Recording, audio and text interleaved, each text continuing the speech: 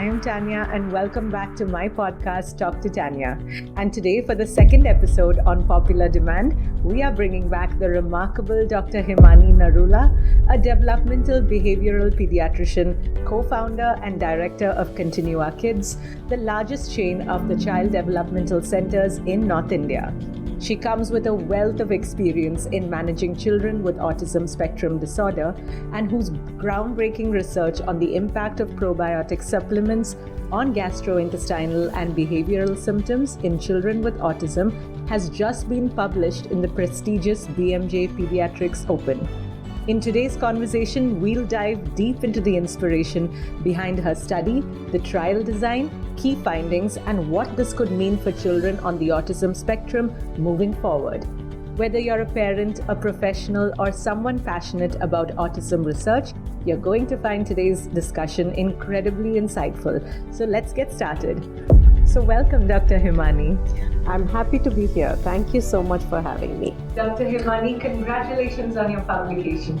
To start, could you briefly tell us what inspired you to investigate the impact of probiotics on children with autism? Thank you. So the inspiration stemmed from observing that many children with autism spectrum disorder experience gastrointestinal issues such as constipation, diarrhea, and flatulence.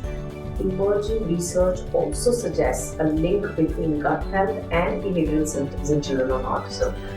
We wanted to explore whether improving gut health through psychobiotics could possibly influence the behavioral outcomes in these children. For our listeners who may not be familiar, can you explain the connection between gastrointestinal symptoms and behavioral symptoms in children on the autism spectrum? Certainly. The gut and the brain communicates through what is known as gut-brain axis, and gut and brain axis is communicating through various mechanisms. One, it could be a neuronal pathway like a vagus nerve, and there could be immune mechanism, there could be gut microbiota. So there are various methods through which these two areas they connect. And in children with autism spectrum disorder, disruption in this gut microbiota can lead to gastrointestinal symptoms, which may in turn exacerbate their behavioral issues. By addressing these gut health issues and by modifying the gut microbiota, we hoped to see some improvement in both their gastrointestinal symptoms as well as behavioral symptoms. That's very informative, Doctor. So could you walk us through the design of your trial? How was it structured and what made it unique? So we conducted a randomized placebo-controlled trial across 5 developmental pediatric outpatient clinics. Children aged 2 to 9 years diagnosed with autism spectrum were randomly assigned to receive either a probiotic supplement or a placebo twice daily for 3 months. What sets our study apart is the simultaneous assessment of both the behavioral and gastrointestinal symptoms using standardized tools. That's wonderful, Doctor. And what criteria did you use to select participants for this study? So the participants were children from 2 to 9 years of age who were already diagnosed on autism spectrum disorder. And we also made sure that they did not receive any recent antibiotic or they did not have any other condition that could interfere in our research outcomes or study outcomes.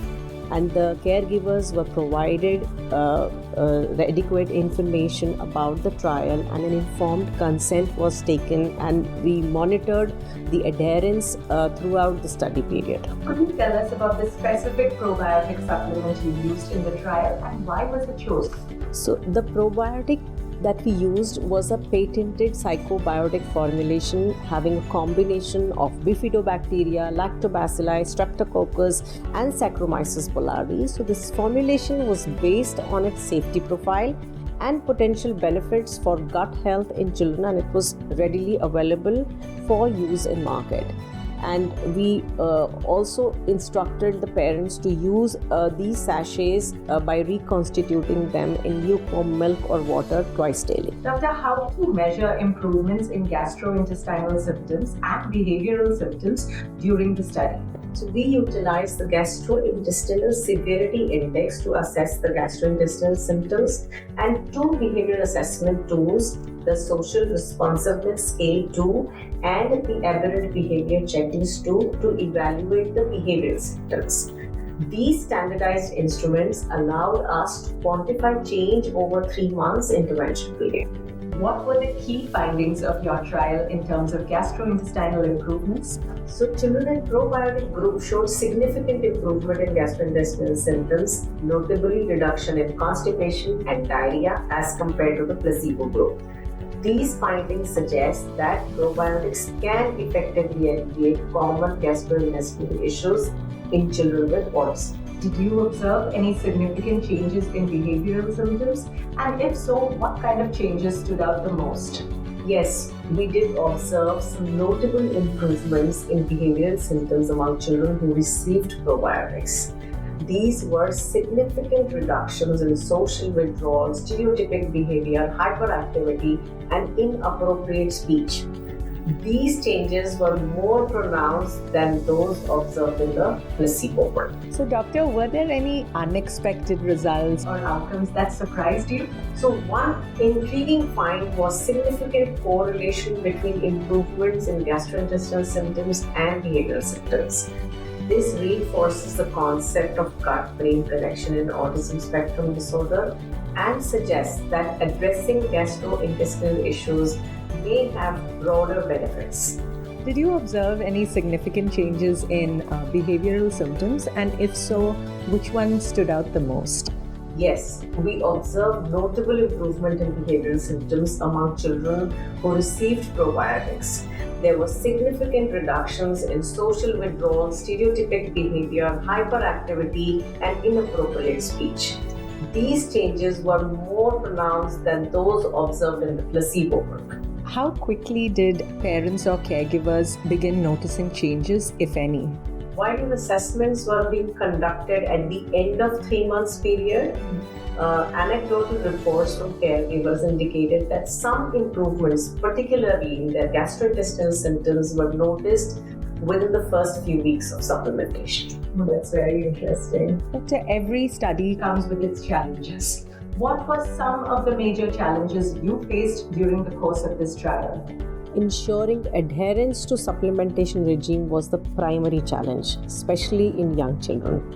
Additionally, maintaining consistent reporting from caregivers and controlling for external variables that could influence behavior required diligent monitoring. I have an important question for you. How did you ensure that the observed improvements were genuinely due to the probiotics and not any other external factors? By employing a randomized placebo-controlled design, we minimized potential biases. The use of standardized assessment tools and consistent monitoring helped attribute observed changes to the intervention. Based on your findings, do you believe probiotics should be considered as a regular part of intervention strategies for children with autism? Our findings suggest that probiotic can be a beneficial adjunct to existing therapies for children with autism spectrum disorder, particularly for those experiencing gastrointestinal symptoms. However, further larger scale studies are needed before we make universal recommendations. Wow, this is such a positive start.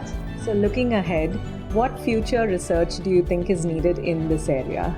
Future studies should focus on larger, more diverse population and explore the long-term effects of probiotic supplementation. Investigating the specific strain and doses that yield the most benefit would also be of value.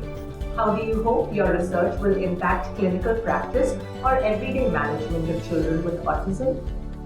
We hope our research encourages clinicians to consider gut health as a component of comprehensive care for children with autism spectrum and to explore probiotic as a potential adjunct therapy. What was the most rewarding part of working on this research project? Seeing tangible improvements in children's well-being and receiving positive feedback from caregivers was immensely rewarding. It reinforced the potential impact of our work on the lives of families. Finally, for parents listening today, what would you like them to take away from your study? I would encourage parents to be attentive towards their child gastrointestinal health and to discuss any concern with their healthcare provider. Probiotics may offer benefits, but it is essential to consider them as a part of a broader, individualized treatment plan. For detailed information, readers are encouraged to consult the original publication. The link of the publication is in the description below. So that was such a fascinating conversation, Dr. Himani. A huge thanks to you for joining us and sharing your work. And thanks to all of you for listening. If you found today's episode helpful, be sure to follow the show, leave us a quick review, and share it with anyone who might want to hear this. Catch you next time. Thank you for joining us, Dr. Himani. Thank you so much. I was so looking forward to having this conversation today to help raise more and more awareness around newer treatment modalities for managing our children on autism spectrum to improve their quality of life and also support parents with the right kind of scientific information that they need to make the right decisions for treating their children on autism. Thank you so much, and I hope we get to talk to you soon once again. Thank you.